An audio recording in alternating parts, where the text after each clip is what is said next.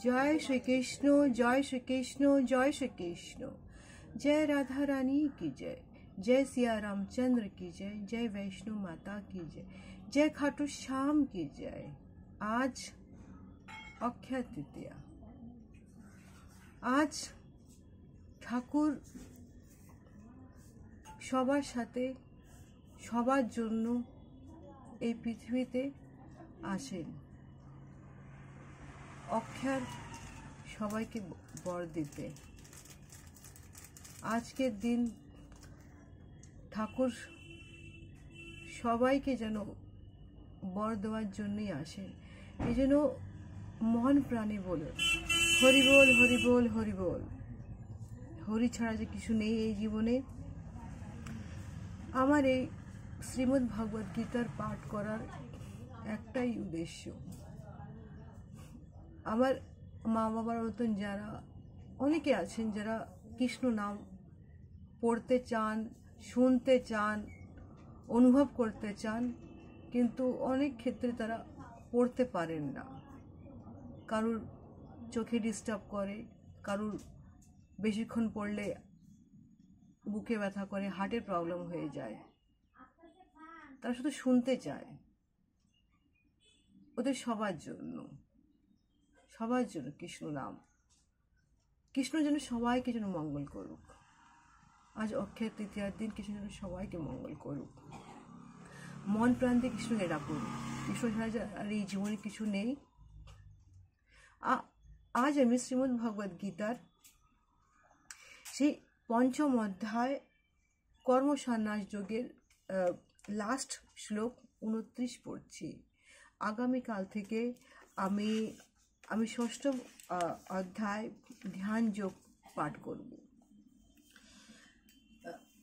जय श्री कृष्ण, जय श्री कृष्ण, जय श्री कृष्ण। भोक्तारं यज्ञः तपस्याहं सर्वलोकः महेश्वरं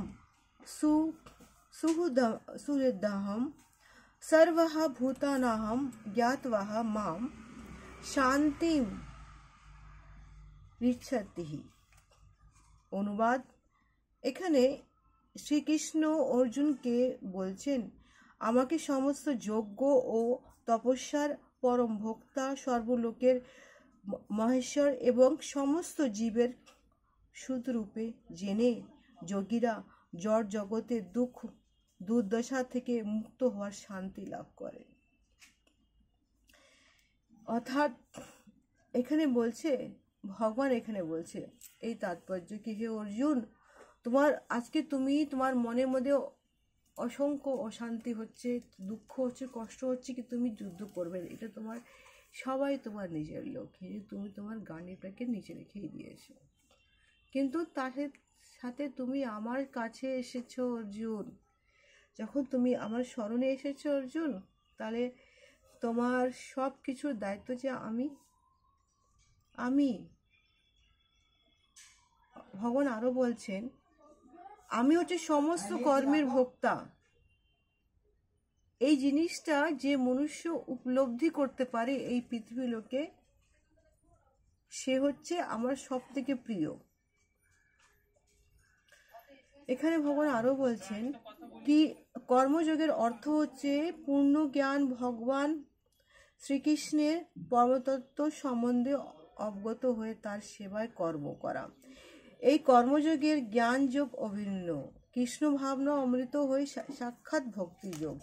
তার জ্ঞান যোগ হচ্ছে ভক্তিযোগ অধিষ্ঠিত হওয়ার একটি পন্থা বিশেষ।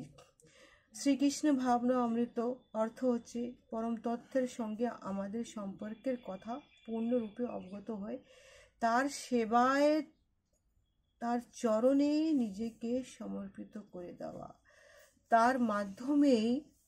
তার মাধ্যমে কৃষ্ণের ভাবনা অমৃত লাভ করা, কৃষ্ণের সেই অষ্টযোগের কে লাভ করা, মানে তাকে ধ্যান করা।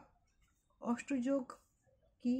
যম, নিয়ম, আসন, প্রাণায়াম, প্রত্যাহার, ধারণা, ধ্যান, সমাধি, এসবের অভ্যাস করে কৃষ্ণকে লাভ করা। তার সাথে ভগবান এও বলেছে, অর্জুন, কর্মটা করতে হবে। তুমি কর্ম ছেড়ে দিয়ে এইসবের মধ্যে তুমি লেগে থাকলে তাহলে হবে না, কর্ম করো। জয় শ্রীকৃষ্ণ, জয় শ্রীকৃষ্ণ, জয় শ্রীকৃষ্ণ।